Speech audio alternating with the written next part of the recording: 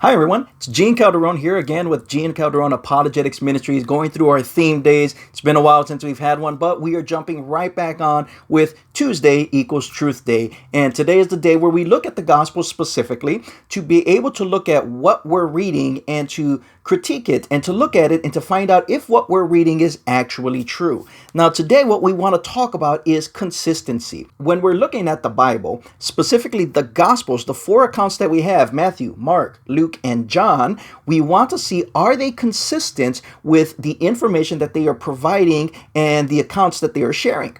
Because skeptics are usually charging the Bible with failing to be consistent, saying that they're hopelessly contradictory to each other and that there's no way that all of this could be true. Now, as Christians, the first thing we should do is to admit openly that there are many points where the Gospels appear to disagree.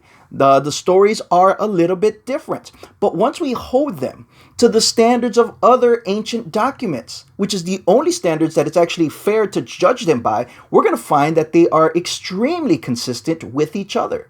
If the Gospels were identical and word for word the exact same thing in each one, I can guarantee you there would be more criticism and more doubt about whether or not four accounts are actually being given. It would be a form of plagiarism, or the idea that they all got together to make sure that they got the stories just right before they got it out there, and it would only give us one account instead of four. But there are many reasonable explanations that actually bring the Gospels back into harmony. And the best way to be able to do this is to study each issue amongst the four Gospels individually to be able to find the rational way that solves all the apparent conflicts. Many of the times, the supposed contradictions are very easily solved, just like interviewing four different eyewitnesses to any other historical account that you're going to hear different stories. Somebody might mention or emphasize one part where the other person doesn't mention it at all, and then you get the third person who might say something a little bit about both or neither. What we do is we interview these eyewitnesses to be able to put together the full and complete story. And when we do this, every piece of new evidence that we discover always supports the Bible. It has never been discredited, and we've never found anything that goes against what the Bible teaches.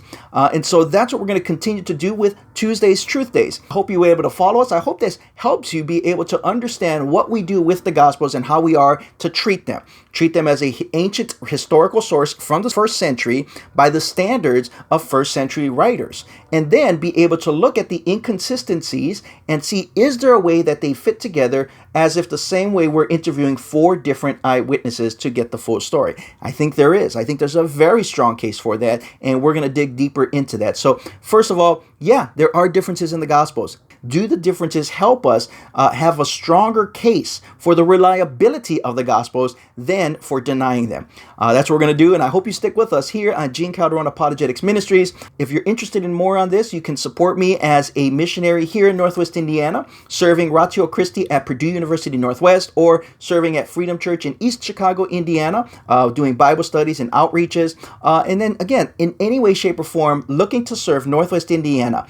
We have study groups, we have worship groups, we have many different groups that you can be a part of and sit down amongst us, ask your questions, be able to dig a little bit deeper, or just enjoy the fellowship of people who really want to know what the Bible says, who God is, and the effect that Jesus can have in each and every one of our lives. Thank you all for watching. I hope you'll be able to follow us on Facebook, Twitter, Instagram, YouTube, and all these different social outlets. I'm here to serve, and it's my joy and my pleasure. Hope to hear from you. God bless you. Have a great day.